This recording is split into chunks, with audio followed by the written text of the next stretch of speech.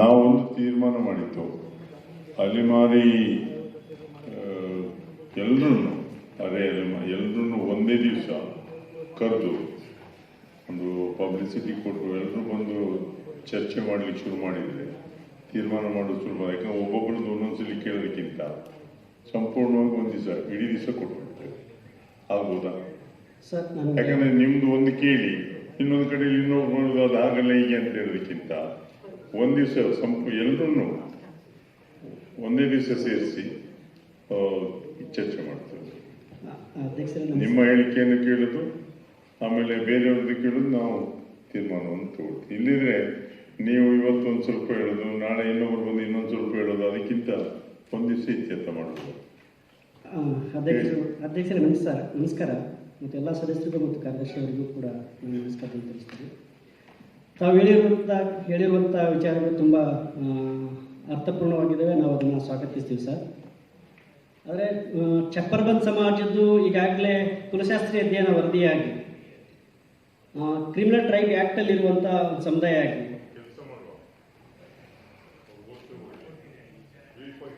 ಹಾಂ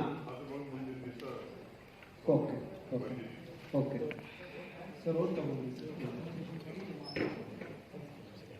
ನಾನು ಸತ್ಯವನ್ನೇ ಹೇಳುತ್ತೇನೆ, ಸತ್ಯವನ್ನಲ್ಲದೆ ಬೇರೇನು ಹೇಳುವುದಿಲ್ಲ. ನಾನು ಹೇಳುವುದೆಲ್ಲ ಸತ್ಯ. ನನ್ನ ಹೆಸರು ಡಾಕ್ಟರ್ ಮಲ್ಲಿಕಾರ್ಜುನ್ ಬಿ ಮಾನ್ಪಡೆ, ವಯಸ್ಸು 40, ಕರ್ನಾಟಕ ರಾಜ್ಯ ಅಲೆಮಾರಿ ಅರೆಅಲೆಮಾರಿ ವಿಮುಕ್ತ ಬುಡಕಟ್ಟುಗಳ ಒಕ್ಕೂಟದ ಯುವಜನ ಘಟಕದ ರಾಜ್ಯಾಧ್ಯಕ್ಷರಾಗಿ ಕೆಲಸವನ್ನು ನಿರ್ವಹಿಸ್ತಾ ಇದ್ದೀನಿ ಸರ್. ಒಂದು ಕರ್ನಾಟಕ ರಾಜ್ಯದ ಒಳಗಡೆ ಇರುವಂಥ ಈ ಚಪ್ಪರ್ಬಂದ್ ಸಮಾಜ, ಅದು ವಿಶೇಷವಾಗಿ ಬ್ರಿಟಿಷರ ಕಾಲದಲ್ಲಿ ಕೊಟ್ಟಿ ನಾಣ್ಯಗಳನ್ನು ತಯಾರು ಮಾಡ್ತಕ್ಕಂಥ ಒಂದು ಸಮುದಾಯ ಅಂತ. ಕೊಟ್ಟಿ ನಾಣ್ಯಗಳು sir, duplicate coins sir, duplicate coins ಅನ್ನು ತಯಾರು ಮಾಡ್ತಿದ್ರು. ಚಾಪ ಹಣವನ್ನು ತಯಾರು ಮಾಡ್ತಿದ್ರು, ಚಪಾಯಿಸ್ತಿದ್ರು. ಆ ಕಾರಣಕ್ಕೆ ಚಪ್ಪರ್ಬಂದ್ ಅನ್ನುವಂಥ ಒಂದು ಜಾತಿ ಅಂತ ಬಂತು ಅನ್ನುವಂಥದ್ದು ಇದೆ. ಮತ್ತು ಮೊಘಲರ ಅರಸರ ಕಾಲದಲ್ಲಿ ಇವರು ಚಪ್ರ ಹಾಕ್ತಿದ್ರು ಅಂತ, ಅಂದರೆ ಡೇರೆ ಹಾಕೋದು, ಟೆಂಟ್ಗಳನ್ನು ಹಾಕೋ ಕೆಲಸಗಳನ್ನು ಇವರು ಮಾಡ್ತಿದ್ರು ಅಂತ. ಆ ಕಾರಣಕ್ಕಾಗಿ ಅವರು ಚಪ್ಪರ್ಬಂದ್ ಅನ್ನುವಂಥ ಹೆಸರು ಕೂಡ ಬಂದಿದೆ ಅನ್ನುವಂಥದ್ದು ಕೂಡ ಆ ಎಲ್ಲ ಹಿನ್ನೆಲೆಗಳು ಅದರಲ್ಲಿ ಸಿಗ್ತವೆ ಸರ್. ಅದು ವಿಶೇಷವಾಗಿ ಬ್ರಿಟಿಷರ ವಿರುದ್ಧ ಭಾಳ ದೊಡ್ಡ ಒಂದು ರೀತಿಯ ಚಳವಳಿ, ಅಂದರೆ ಇವರೇ ವಿಭಿನ್ನವಾದಂಥ ಚಳವಳಿ, ಅಂದರೆ ಒಂದು ಸವಾಲಾಗಿ, ಬ್ರಿಟಿಷರಿಗೆ ಒಂದು ಸವಾಲಾಗಿ ಅವರು ತಯಾರು ಮಾಡುವಂಥ ಹಣವನ್ನು ಇವರು ಅದೇ ರೀತಿಯಾಗಿ ನಾಣ್ಯಗಳನ್ನು ಪ್ರಿಂಟ್ ಮಾಡಿ ಅವರಿಗೆ ಒಂದು ಸವಾಲಾಗಿರುವಂಥ ಒಂದು ಸಮುದಾಯ ಇದು. ಬ್ರಿಟಿಷರಿಗೆ ಒಂದು ದೊಡ್ಡ ಸವಾಲಾಗಿರುವಂಥ ಒಂದು ತಲೆನೋವಾಗಿರುವಂಥ ಸಮುದಾಯ ಇದು ಚಪ್ಪರ್ಬಂದ್ ಸಮಾಜ. ಹಂಗಾಗಿ ಬ್ರಿಟಿಷರು ಇವ್ರು ಏನು ಮಾಡಿದ್ರು ಅಂದರೆ, ಇವ್ರು ಕ್ರಿಮಿನಲ್ಸ್ ಅಂತ ಕೂಡ ಹಾಕಿ, ಟೆಂಟ್ ಒಳಗೆ ಕೂಡ ಹಾಕಿ ಇವ್ರನ್ನ ಕ್ರಿಮಿನಲ್ಸ್ ಇದ್ದಾರೆ ಅಂತೇಳಿ ಸೆಟಲ್ಮೆಂಟ್ಗಳಲ್ಲಿ ಇವ್ರನ್ನ ಬಂಧಿಸಿರ್ತಕ್ಕಂಥ ಒಂದು ಸಮುದಾಯ ಸರ್. ಹಾಗಾಗಿ ಇಂಥ ಒಂದು ಸಮುದಾಯ ಆ ಸೆಟಲ್ಮೆಂಟ್ಗಳಲ್ಲಿ 1871 ಕ್ರಿಮಿನಲ್ ಟ್ರೈಬ್ ಆ್ಯಕ್ಟಲ್ಲಿ ಬಂದಿರತಕ್ಕಂಥ ಸಮುದಾಯ 1952 ಇವ್ರನ್ನ ಡಿನೋಟಿಫೈ ಅಂತ ಮಾಡಿದ್ರು ಸರ್, ವಿಮುಕ್ತ ಬುಡಕಟ್ಟುಗಳು ಅಂತ ಮಾಡಿದ್ರು. ಅಂದರೆ ಅಲೆಮಾರಿಗಳಿರ್ತಕ್ಕಂಥ ಬಹುತೇಕ ಜಾತಿಗಳು ಕ್ರಿಮಿನಲ್ಸು ಅಂತ, ಕ್ರಿಮಿನಲ್ಸ್ ಅನ್ನೋದನ್ನು ಅವರು ಪರಿಗಣಿಸಿದ್ರು ಅಲೆಮಾರಿಗಳನ್ನು. ಆ ಕಾರಣ ಅಲೆಮಾರಿಗಳು ಇರುವ ಕಾರಣಕ್ಕಾಗಿ ಇವರು ಸೆಟಲ್ಮೆಂಟ್ಗಳಲ್ಲಿ ಕ್ರಿಮಿನಲ್ ಟ್ರೈಬ್ಸ್ ಆ್ಯಕ್ಟಲ್ಲಿ ಬಂದಿಯಾಗಲಿಕ್ಕೆ ಸಾಧ್ಯ ಆಗಿರುವಂಥದ್ದು. ಆಗ 1952 ಅವರು ವಿಮುಕ್ತಗೊಂಡರು. 1952 ವಿಮುಕ್ತಗೊಂಡ ನಂತರ ಅಲ್ಲಿ ಸೆಟಲ್ಮೆಂಟಲ್ಲಿ ಇರ್ತಕ್ಕಂಥ ಬಹುತೇಕ ಜಾತಿಗಳು SC ಒಳಗೋದು, ST ಒಳಗೋದು, ಕೆಲವು ಕೆಟಗರಿ ಫಸ್ಟಲ್ಲಿ ಉಳಿದಿರ್ತಕ್ಕಂಥ ಕೆಲವು ಅಲೆಮಾರಿಗಳ ಪಟ್ಟಿ, ಒಂದು ಅಲೆಮಾರಿ ಪಟ್ಟಿಯಲ್ಲಿ ಬಂದು ಅದಕ್ಕೆ ಸಪ್ರೇಟಾಗಿ ಮೀಸಲಾತಿ ಕೂಡ ಕೊಡ್ತಿತ್ತು. ಅವನೂರು ಆಯೋಗದ ವರದಿಯ ನಂತರ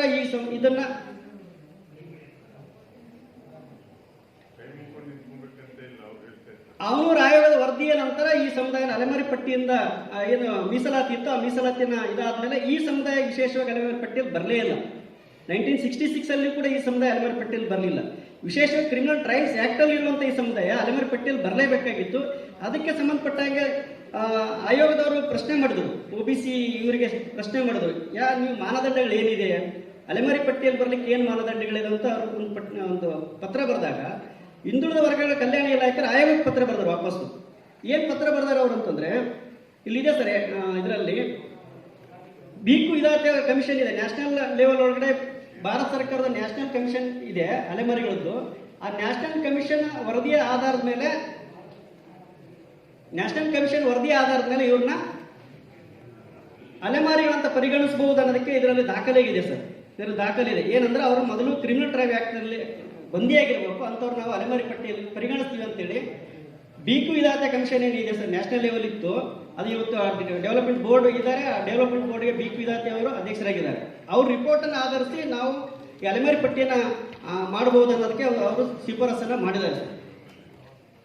ಸರ್ ಇನ್ನೊಂದು ಬಹಳ ಮುಖ್ಯವಾಗಿ TRI ಟ್ರೈಬಲ್ ರಿಸರ್ಚ್ ಇನ್ಸ್ಟಿಟ್ಯೂಟ್ ಮೈಸೂರಿನವರು ಅವರು ಕುಲಶಾಸ್ತ್ರೀಯ ಅಧ್ಯಯನ ಮಾಡಿ ವಿಶೇಷವಾಗಿ ಇವರು ST ಒಳಗೆ ಸೇರಿಸಬೇಕಂತೇಳಿ ಕುಲಶಾಸ್ತ್ರೀಯ ಅಧ್ಯಯನ ಮಾಡಿಸಿದ್ರು. ಆದರೆ ಅವರು ಕುಲಶಾಸ್ತ್ರೀಯ ಅಧ್ಯಯನ ಮಾಡಿರ್ತಕ್ಕಂಥ ಒಂದು ವರದಿ ಏನು ಕೊಟ್ಟರಂತಂದ್ರೆ ಇವರು ಅಲೆಮಾರಿಗಳಾಗಿದ್ದಾರೆ, ಹೀಗಾಗಿ ಅಲೆಮಾರಿ ಪಟ್ಟಿಯಲ್ಲಿ ಇವ್ರನ್ನ ಸೇರಿಸಬಹುದು ಅಂತೇಳಿ ಅವರು ಈಗಾಗಲೇ ಸಮಾಜ ಇಲಾಖೆ ಮೂಲಕ BCMಗೆ ಹಿಂದುಳಿದ ವರ್ಗಗಳ ಕಲ್ಯಾಣ ಇಲಾಖೆಗೆ ಅದು ಶಿಫಾರಸನ್ನು ಮಾಡಿ ಬಂದಿರತಕ್ಕಂಥದ್ದು. ಹಿಂದುಳಿದ ವರ್ಗಗಳ ಕಲ್ಯಾಣ ಇಲಾಖೆಯವರು ಪಟ್ಟಿಯಲ್ಲಿ ಸೇರಿಸಿರಿ ಅಂತ ಹೇಳಿದಾಗ ಅವ್ರು ಏನು ಹೇಳ್ತಾರೆ ಅಂದ್ರೆ ನಮಗೆ ಇದಕ್ಕೆ ಕಮಿಷನ್ ಅವರದು ನಮಗೆ ವರದಿ ಬೇಕು ಅಂತ, ಹಿಂದುಳಿದ ವರ್ಗಗಳ ಆಯೋಗದ ವರದಿ ಬೇಕು ನಮಗೆ. ಹಿಂದುಳಿದ ವರ್ಗಗಳಿಂದ ನಮಗೆ ರಿಪೋರ್ಟ್ ಬಂದರೆ ಇವರು ಸೇರಿಸ್ಬೋದು, ಅಲೆಮಾರಿ ಪಟ್ಟಿಯಲ್ಲಿ ಸೇರಿಸ್ಬೋದು ಅಂತ ನಮಗೆ ರಿಪೋರ್ಟ್ ಬಂದರೆ ನಾವು ಇವ್ರನ್ನ ಹಿಂದುಳಿದ ವರ್ಗಗಳ ಪಟ್ಟಿಯಲ್ಲಿ, ಹಿಂದುಳಿದ ವರ್ಗಗಳ ಅಲೆಮಾರಿಗಳ ಪಟ್ಟಿಯಲ್ಲಿ ಇವ್ರನ್ನ ನಾವು ಸೇರಿಸ್ತೀವಿ ಅಂತೇಳಿ ಹಿಂದುಳಿದ ವರ್ಗಗಳ ಕಲ್ಯಾಣ ಇಲಾಖೆ ಕಾರ್ಯದರ್ಶಿಗಳು ಹೇಳ್ತಾ ಇದ್ದಾರೆ ಸರ್. ಈಗ 66ರಲ್ಲಿ ಚಪ್ಪರ್ ಬಂದ್ ಮುಸ್ಲಿಂ ಇದೆ, ಚಪ್ಪರ್ ಬಂದ್ ಅಂತ ಎರಡು ಇದೆ. ಹಾಂ ಸರ್, ಅಲ್ವಾ? ಹೌದು ಸರ್, ಎರಡನ್ನೂ ಕೇಳಬೇಕಾದ್ರೆ ಎರಡೂ ಸರ್, ಎರಡು ಒಂದೇ ಸರ್, ಎರಡು ಒಂದೇ ಸರ್, ಅವು ಎರಡು ಏನು ಬೇರೆ ಬೇರೆ ಸಮುದಾಯ ಅಲ್ಲ ಸರ್. ಕ್ಯಾಟಗರಿ 1 ಅಲ್ಲ, ಅವ್ರು ಕ್ಯಾಟಗರಿ 1 ಇದೆ, ಅಲೆಮಾರಿಯಲ್ಲೂ ಸೇರಿಸಬೇಕು.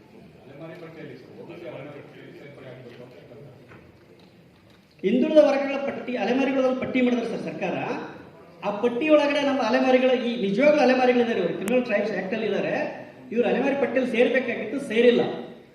ಕೆಟಗರಿ ಫಸ್ಟ್ ಅಲ್ಲಿ ಇದ್ದಾರೆ ಈಗ ಆಲ್ರೆಡಿ, ಆದ್ರೆ ಕೆಟಗರಿ ಫಸ್ಟ್ ಒಳಗಡೆ ಇರುವಂತವಕ್ಕೆ ಕೆಲವು ಅಲೆಮಾರಿಗಳನ್ನು ಗುರುತಿಸಿದ್ದಾರೆ. ಮಾಹಿತಿ ಕೊಟ್ರಿ, ಅದಕ್ಕೆ ನಾನೇನಿರೋದು ಅಲೆಮಾರಿ ಪಟ್ಟಿಯಲ್ಲಿ ಸೇರಿಸುವಾಗ ಉಳಿದವರೆಲ್ಲ ಇದ್ದಾರೆ. ಈಗ ಪರ ವಿರೋಧ ಶುರುವಾಗಿತ್ತಲ್ಲ, ಎಲ್ಲ ಒಟ್ಟಿಗೆ ಕೂತ್ಕೊಂಡು ಚರ್ಚೆ ಮಾಡಿ ಸರ್ ಇದಕ್ಕೆ ಕುಲಶಾಸ್ತ್ರೀಯ ಅಧ್ಯಯನ ವರದಿ ಕೂಡ ಬಂದಿದೆ ಸರ್. ಯಾಕೆಂದ್ರೆ ಈ ನಾವು ಓವರಾಲ್ ಆಗಿ ಬೇಕಾದಷ್ಟು ನನಗೂ ಸೇರಿಸಿ ಅಂತ ಬರೋದು ಅದು ಸಾಮಾನ್ಯವಾಗಿ ಸಹಜವಾಗಿ ಅದು ಬರ್ತದೆ ಸರ್. ಕುಲಶಾಸ್ತ್ರೀಯ ಅಧ್ಯಯನ ವರದಿ ಬಂದಿರೋದ್ರಿಂದ ಆ ವರದಿ ಶಿಫಾರಸನ್ನು ಆಧರಿಸಿ ತಾವು ಸರ್ಕಾರಕ್ಕೆ ಶಿಫಾರಸು ಮಾಡಿದ್ರೆ ಸರ್, ಇದು ಈಸಿಯಾಗಿ ಒಳಗಡೆ ಸೇರ್ಕೊಳ್ಳಿಕ್ಕೆ ಸಾಧ್ಯ ಆಗ್ತಿದೆ ಸರ್. ಮತ್ತು ಇವತ್ತಿಗೂ ಸೆಟಲ್ಮೆಂಟ್ ಅಲ್ಲಿ ಇದ್ದಾರೆ ಸರ್. ಬ್ರಿಟಿಷ್ ಕಾಲಕ್ಕೆ ನಾನು ಆ ಸಮುದಾಯದ ಮೇಲೆ PhD ಮಾಡಿದ್ದೀನಿ ಸರ್. ಆ ಸಮುದಾಯದ ಪುಸ್ತಕನೂ ಬರೆದಿದ್ದೀನಿ ಕೂಡ. ನಾನು ಆ ಸೆಟಲ್ಮೆಂಟ್ಗೆ ಹೋದಾಗ ಜನ ಏನು ಕೇಳ್ತಿರಂದ್ರೆ ಅಂತ ದೊಡ್ಡಕೋರ ಏರಿಯಾಗೆ ಹೋಗ್ತಿದ್ದೀರಾ ನೀವು ಅಂತ. ಅಂದ್ರೆ ಜನ ಬ್ರಿಟಿಷರ ಕಾಲಕ್ಕೆ ಏನು ನೋಡ್ತಿದ್ರು, ಇವತ್ತಿಗೂ ಹಂಗೆ ಅವ್ರನ್ನ ಕಳ್ಳರು ಅಂತ ನೋಡುವಂಥದ್ದು, ಕ್ರಿಮಿನಲ್ಸ್ ಅಂತ ನೋಡುವಂಥದ್ದು ಇವತ್ತಿಗಿದೆ ಸರ್. ಅವ್ರು ಹುಬ್ಳಿ ಸೆಟಲ್ಮೆಂಟ್ ಅಲ್ಲಿ ಇದ್ದಾರೆ, ಗದಗ ಸೆಟಲ್ಮೆಂಟ್ ಅಲ್ಲಿ ಇದ್ದಾರೆ, ಬಾಗಲಕೋಟದಲ್ಲಿ ಇದ್ದಾರೆ. ಇಲ್ಲ ಸರ್, ಇವತ್ತಿಗೂ ನೋಡ್ತಾರೆ ಸರ್. ಅಲ್ಲ ಆ ಕಾಲದ ಸರ್, ಆದ್ರೆ ಜನರ ಮನೋಭಾವನೆಗಳು ಇನ್ನೂ ಬದಲಾಗಿಲ್ಲ ಸರ್.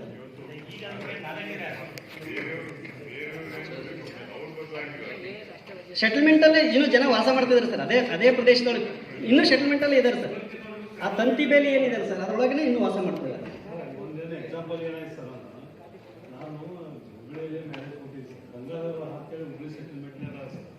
ಆ ರಿಕ್ಷಾದಲ್ಲಿ ಕೂತು ನಾನು ಹೊಟ್ಟಿದ್ದೀರಿ ಸರ್. ಆ ಟೈಮ್ದಾಗ ಏನಾಯ್ತು, ರಿಕ್ಷಾದಲ್ಲಿ ಅಂತ ಏನು ಸರ್ ನೀವು ಇಂಥಲ್ಲಿ ಮದುವೆ ಇಟ್ಕೊಂಡಿರಲ್ಲ, ಇಲ್ಲೆಲ್ಲ ಹುಡುಗರು ಕಳ್ಳರು ಇದ್ದಾರೆ, ಕ್ರಿಮಿನಲ್ಸ್ ಇದ್ದಾರೆ. ಇದು ಮೊದಲು ಸರ್ 2 ವರ್ಷದಾಗಿದ್ದು ಹಿಂಗೆದಾರ. ಅವ್ರಿಗೇನು ಗೊತ್ತು ನಾನು ಸೆಟಲ್ಮೆಂಟ್ ಅನ್ನೋದು, ಸೆಟಲ್ಸ್ ಅನ್ನೋದು ನನಗೆ ಲೆಗಿ ಬರ್ಲಿಕ್ಕತ್ತು. ಈ ಇನ್ನೂ ಭಾವನೆಗಳನ್ನು ಜನರಲ್ಲಿ ಅದಾವ ಸರ್.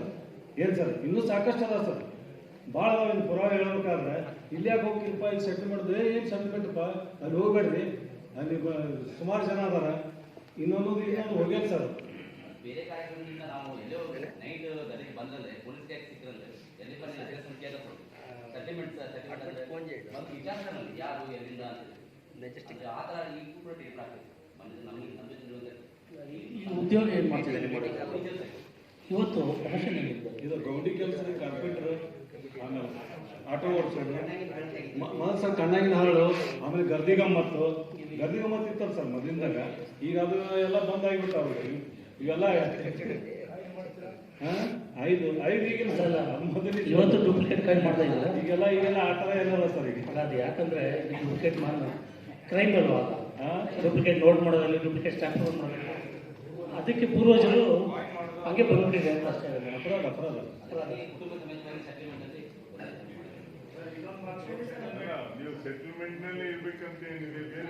ನೀವಾಗ ಅಲ್ಲೇ ಹಾಕಿರ್ತೀರಾ, ಬೇರೆ ಬೇರೆ ಕಡೆ ಇರ್ಬೋದಲ್ಲ. ಇಲ್ಲ ಬೇರೆ ಉದ್ಯೋಗ ಬೇರೆ ಕಡೆಯಲ್ಲಿ ಮಾಡ್ಕೊಂಡು ಬೇರೆ ಮನೆ ಮಾಡ್ಕೊಂಡಿರ್ಬೋದಲ್ವಾ. ಮುಂದೆ ಅದು ಸೆಟಲ್ಮೆಂಟ್ ನಲ್ಲೇ ಇದ್ದು ಅದೇ ಒಂದು ಅಭಿಪ್ರಾಯ ಯಾಕೆ ಉಳಿಸ್ಕೊಡ್ಬೇಕು? ನೀವು ಬೇರೆ ಕಡೆ ಶಿಫ್ಟ್ ಆದರೆ ಸರ್ ಯಾಕೆ ಅಲ್ಲಿ ಸಮಾಜದ ಮಧ್ಯದಲ್ಲಿ ಬಂದ್ಬಿಟ್ರೆ ಸೆಟಲ್ಮೆಂಟ್ ಬಿಟ್ಟು ಆಗ ಬದಲಾವಣೆ ಆಗೇ ಆಗ್ತದೆ. ನೀವು ಪುನಃ ಸೆಟಲ್ಮೆಂಟ್ ನಲ್ಲೇ ಉಳ್ಕೊಳ್ಬೇಕು ಅಂತ ಅಭಿಪ್ರಾಯ ಪಟ್ರೆ ಅದು ಶಾಶ್ವತವಾಗಿ ಲೇಬಲ್ ಉಳ್ಕೊಳ್ತದೆ. ಅದಕ್ಕಿಂತ ಇಲ್ಲ ನಾವು ಬೇರೆ ಕಡೆ ಹೋಗ್ಕೊಡ್ತೀವಿ ಬೇರೆ ಉದ್ಯೋಗ ಮಾಡ್ತೀವಿ ಅಂತ ಆದಾಗ ಬದಲಾವಣೆ ತರಲಿಕ್ಕೆ ಸಾಧ್ಯ ಆಗ್ತದೆ. ನಿಜ ಸರ್. ಆದರೆ ಒಂದೇನ್ರಿ ಸರ್ ಅಂದರೆ ಸೆಟಲ್ಮೆಂಟ್ನಲ್ಲಿದ್ದಾಗ ಬ್ರಿಟಿಷ್ ಅಧಿಕಾರಿ ಹಡ್ಸನ್ ಅನ್ನೋರು ಅಲ್ಲಿ ಇವರು ಬದುಕಲಿ ಅಂತೇಳಿ ಒಬ್ಬೊಬ್ಬರಿಗೆ ಒಂದು ಕುಟುಂಬಕ್ಕೆ 40/41 ಸೈಟ್ಗಳನ್ನು ಕೊಟ್ಟು ಅಲ್ಲಿ ಒಂದು ದೊಡ್ಡ ಒಂದು ಪ್ರದೇಶ ನಿರ್ಮಾಣ ಮಾಡಿದರು. ಈ ಸ್ವಂತದ ಆಸ್ತಿ ಇರೋದ್ರಿಂದ ಸ್ವಂತದ ಒಂದು ಮನೆ ಇರೋದ್ರಿಂದ ಅದೇ ಪ್ರದೇಶದ ನಾವು ಉಳ್ಕೊಳ್ಳೋಕೆ ಅವಶ್ಯವಾಗಿದೆ ಸರ್. ಅದಕ್ಕೆ ಬೇರೆ ಕಡೆ ಹೋಗೋದಕ್ಕೆ ನಮಗೆ ಸಾಧ್ಯತೆನೇ ಆಗೋದಿಲ್ಲ. ಯಾಕಂದ್ರೆ ಎಲ್ಲರೂ ಇರೋದ್ರಲ್ಲಿ ಬಡವರೇ. ಅಲ್ಲಿ ಕೆಲಸ ಮಾಡೋರು ಯಾಪ ಅಂದ್ರೆ ಗಾರೆ ಕೆಲಸ ಮಾಡೋರು, ಬಡಿತನ ಕೆಲಸ ಮಾಡೋರು, ಜಾತ್ರೆ ಬಲೂನ್ ಮಾಡೋರು. ನಾವು ಒಪ್ಪದೆ ಈಗ ಬೇರೆ ಕೆಲಸ ಕೊಡ್ತಾರಲ್ಲ ನಿಮ್ಗೆ, ಅದರಂತ ಅಭಿಪ್ರಾಯ ಹೋಗಿದೆ ಅಂತ ಅಲ್ವಾ? ಅಭಿಪ್ರಾಯ ಸಿಸ್ಟಮ್ ಜನರಲ್ಲಿ ಇರ್ತದೆ ಸರ್. ಆದ್ರೂ ಕೂಡ ಸ್ವಲ್ಪ ಇರ್ಬೋದು. ಇನ್ ಜನರಲ್ ಹೆಚ್ಚಾಗಿ ನಿಮ್ಮನ್ನ ಬೇರೆ ಕೆಲಸ ಕೊಡ್ಲಿಕ್ಕೆ ಕಾರ್ಪೆಂಟ್ರಿ ಮೇಸನ್ ಕೆಲಸ ಕೊಡ್ಬೇಕಾದ್ರೆ ಜನರಲ್ಲಿ ಅಭಿಪ್ರಾಯ ಬದಲಾಗಿದೆ ಅಂತ ಬೇಕಲ್ವಾ? ಸ್ವಲ್ಪ ಇರ್ಬೋದು. ಅದು ಹೋಗ್ಬೇಕಾದ್ರೆ ತಕ್ಷಣದಲ್ಲಿ ಹೋಗ್ಬೇಕು. ನೋಡಿ ಅವರು ಸ್ವಲ್ಪ ಸ್ವಲ್ಪ ಹುಷಾರಾಗಿರ್ತಾರೆ. ಈಗ ನೀವು ಯಾವ ಇದು ಧರ್ಮ ಯಾವುದನ್ನು ಪಾಲಿಸ್ತಾ ಇದ್ದೀರಿ? ಈಗ ಇಸ್ಲಾಮಿ ಜೊತೆಗೆ ಹಿಂದೂ ಧರ್ಮವನ್ನು ನಾವು ಈಗಲೂ ಸಹ ದೇವತೆಗಳನ್ನ ಆರಾಧನೆ ಮಾಡ್ತಿದ್ದಾರೆ. ಎಲ್ಲಮ್ಮ, ಕಾಳಮ್ಮ, ಮರಿಯಮ್ಮ, ಹನುಮಂತನಂತ ದೇವರನ್ನು ಈಗಲೂ ನಾವು ಪೂಜೆ ಮಾಡ್ತೀವಿ. ಬುಡಕಟ್ಟು ಸಂಪ್ರದಾಯವನ್ನೇ ನಾವು ಆಚರಣೆ ಮಾಡ್ತೀವಿ. ಅದಕ್ಕೆ ಕೈ ಮುಕ್ಕೊಂಡು ನಿಂತಿದ್ವಿ. ಆಗ್ಲೇನ ಕೈ ಮುಕ್ಕೊಂಡು ನಿಂತಿದ್ಯಪ್ಪ ನೀನು, ಕೈ ಕೆಳಗೆ ಬಿಡ್ತಾ ಇಲ್ಲ. ಇಲ್ಲಿ ಕೈ ತೊಂದರೆ ಇಲ್ಲ, ಕೈ ಮುಕ್ಕೊಂಡು ನಿಂತ್ಕೋಬೇಕಂತ ಇಲ್ಲ. ಸರ್ ಇದು ನಿಮ್ ಬುಕ್ ಓದಿದೆ ನಾನು. ವಿಧಾತೆ ಅವರದ್ದು ರಿಪೋರ್ಟ್ ಅಲ್ಲಿ ಕೂಡ ಸರ್ ಭಾರತ ಸರ್ಕಾರದ ನರೇಂದ್ರ ಮೋದಿ ಸಾಹೇಬ್ ಇದ್ದಾಗಲೇ ಇದೊಂದು ಕಮಿಷನ್ ಇಲ್ಲ. ನಾವು ಶಾಲೆಗೆ ಹೋಗೋ ಹುಬ್ಳಿನಲ್ಲಿ ಶಾಲೆಗೆ ಹೋಗುವಾಗಲೂ ಸೆಟಲ್ಮೆಂಟ್ ಅಂದ್ರೂ ಅದು ಆ ಜಾಗನೇ ಒಂದು ಬೈದಿತ್ತು. ಗೊತ್ತಿದ್ದು ನೆನಪಿದೆ ನನಗೆ. ಈಗಲೂ ಇದೆಯಾ? ಅಷ್ಟು ಇರ್ಲಿಕ್ಕಿಲ್ಲ, ಮೊದಲಿನಷ್ಟು ಇರ್ಲಿಕ್ಕಿಲ್ಲ. ಹುಬ್ಳಿ ಅಂದ್ರೆ ಬೇರೆ ಎಲ್ಲೆಲ್ಲಿ ಇದೀನಿ? ಬಾಗಲಕೋಟೆ, ಬಿಜಾಪುರ, ಗದಗ ಸರ್. ಅಲ್ಲೇ ಇದೇ ರೀತಿ ಇದೆಯಾ ವಾತಾವರಣ? ಸೇಮ್ 5 ಸಮುದಾಯ ಸರ್. ಒಂದು ನಮ್ಮ ಚಪ್ಪರ್ ಬಂದು ಅರಿಶಿಕಾರಿ, ಗಂಟಿಚೋರು, ಕಂಜರ್ಬಾಟ್, ಭಜಂತ್ರಿ 5 ಪರಮ 5 ಸಮುದಾಯಗಳು ಅದಾವ ಸರ್. 5 ಸಮುದಾಯ ಬಿಟ್ಟು ಬೇರೆ ಇಲ್ಲ ಅಲ್ಲ. 5 ಸಮುದಾಯಗಳು ಇನ್ನೊಂದು ಸದಾರ ತಿಳ್ಕೊಂಡು ಬ್ರಿಟಿಷ್ ಗೌರ್ಮೆಂಟ್ ಇವ್ರಿಗೆ ಸಪರೇಟ್ ಆಗಿ ಧಾರವಾಡ ಮತ್ತೆ ಅವ್ರು ಹೇಳಿದಾಗೆ ಫಸ್ಟ್ ಹುಬ್ಳಿನಲ್ಲಿ ಏನಾಗ್ತಾ ಇತ್ತು ಅಂದ್ರೆ ಎಲ್ಲಾದ್ರೂ ಒಂದು ಕಲ್ತನ ಆದ್ರೆ ಸೀದಾ ಹೋಗೋ ಸೆಟಲ್ಮೆಂಟ್ಗೆ ಫಸ್ಟ್ ಪೊಲೀಸ್ ಆ ವಾತಾವರಣ ಇತ್ತು. ಬಟ್ ಈಗ ಬದಲಾಗಿದೆ ಕಾಣ್ತದೆ. ಜಾಸ್ತಿ ನಮ್ಮ ಉತ್ತರ ಕರ್ನಾಟಕ ಸರ್. ಬಿಜಾಪುರ ಜಿಲ್ಲೆದಲ್ಲೇ ಭಾಳ ಸಾಕಷ್ಟು ಜನ ಅದಾರ ಸರ್. ಬಸವನ ಬಾಗೇಡಿ, ಮುದ್ದೇಬಾಳ, ಸಿಂದಗಿ ತಾಲೂಕ ಇದು ಎಲ್ಲಿ ಸರ್? ಬಸವನ ಬಾಗೇಡಿ, ಮುದ್ದೇಬಾಳ ತಾಲೂಕಲ್ಲಿ 28 ಹಳ್ಳಿ ನಮ್ಮ ಅದಾವ ಸರ್. 32 ಹಳ್ಳಿ ಇದು ಬಸವನ ಬಾಗೇಡಿ ಅದಾವ ಸರ್. ನಮ್ಮ ಸಿಂದಗಿಯಲ್ಲಿ 9 ಹಳ್ಳಿ ಅದಾವ. ಬಾಗಲಕೋಟೆ ಜಿಲ್ಲೆಯಲ್ಲಿ 9 ಹಳ್ಳಿ ನಮ್ಮ ಚಪ್ಪಲ್ ಅದಾವ ರೀ. ಮತ್ತು ಬಾಗಲಕೋಟೆ ಪ್ರಾಪರ್ ಸೆಟಲ್ಮೆಂಟ್ ಅದಾವ ಸರ್. ಧಾರವಾಡದಲ್ಲಿ ಅದಾವ ಸರ್. ಧಾರವಾಡ, ದಾಂಡೇಲಿ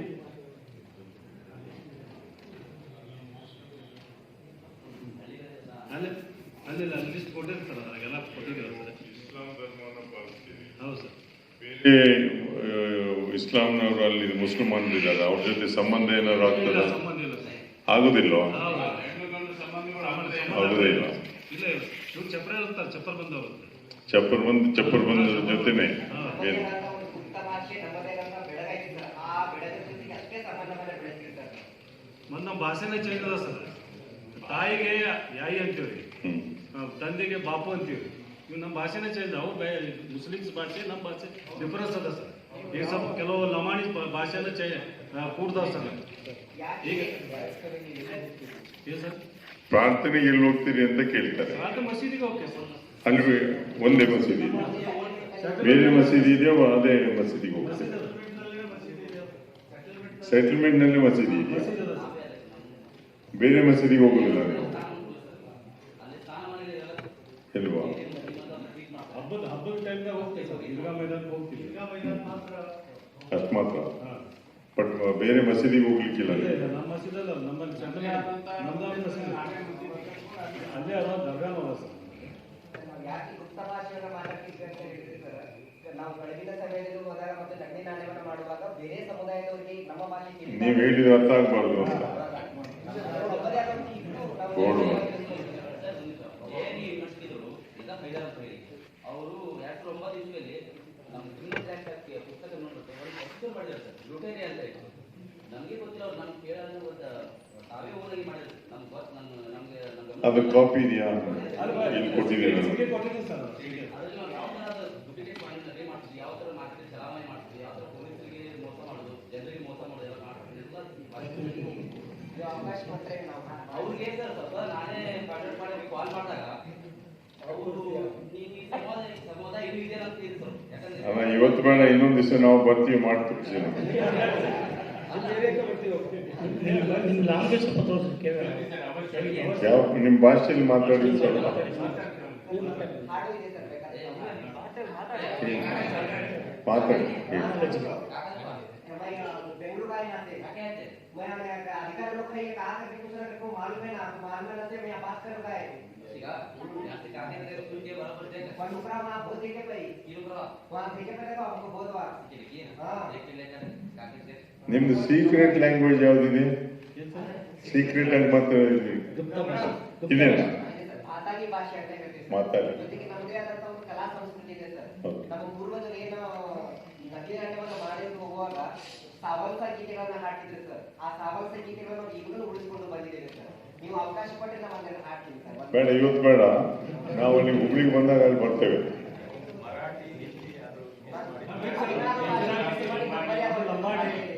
ಅವರು ಅಕ್ಕಗೆ ಬಾಯಿ ಅಂತ ನಾವು ಬಾಯಿ ಅಂತೀವಿ. ಅದು ನಿಮಗೆ ಆಕ್ಚುಲಿ ನಮಗೂ ಸ್ವಲ್ಪ ಅರ್ಥ ಆಯ್ತು ನಿಮ್ಮ ಭಾಷೆ.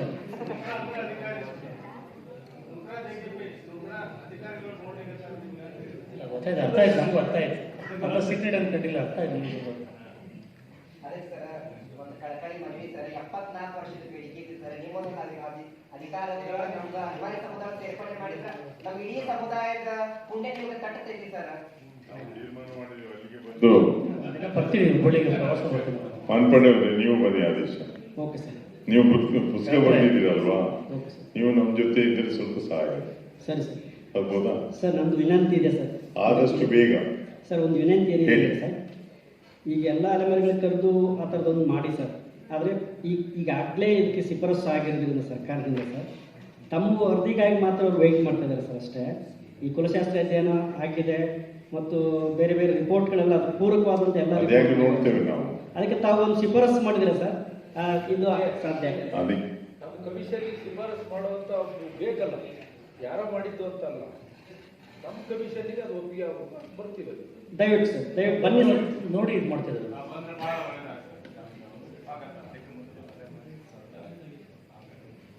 ಅಲೆಮಾರಿಗಳದೊಂದು ತಾವು ಮಾಡಿ ಸರ್. ಮುಂಚೆನೆ ಮಾಡ್ತೀವಿ. ಹಾಂ ಮುಂಚೆನೆ ಇದನ್ನ ಹಾಂ ಸರ್, ಇದಾದ್ಮೇಲೆ ನೀವು ಅಲೆಮಾರಿಗಳದ್ದು ಕರೀರಿ ಸರ್.